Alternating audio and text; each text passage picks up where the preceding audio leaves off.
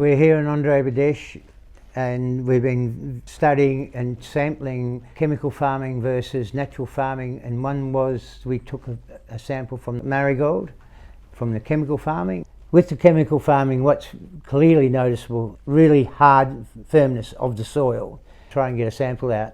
I was using a rock trying to scratch the soil out because I couldn't get it with my hands. It is monocrop, not just a monocrop, it's just that the soil is left bare and it's overheating, and one from the natural farming. Marigold was absolutely beautiful.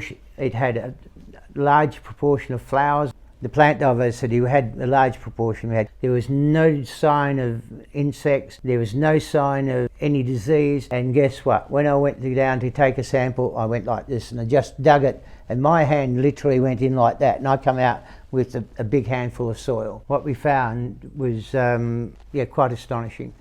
In the chemical farming, there was what we call a no quorum.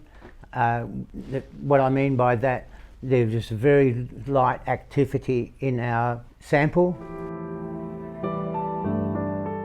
When we went to the marigold natural farming, in the soil test, we found extremely high inactivity.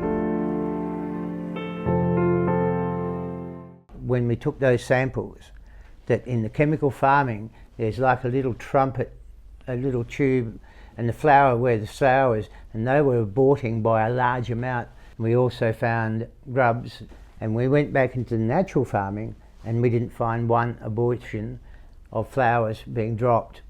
What we also found in chemical farming, no hyphae in those samples.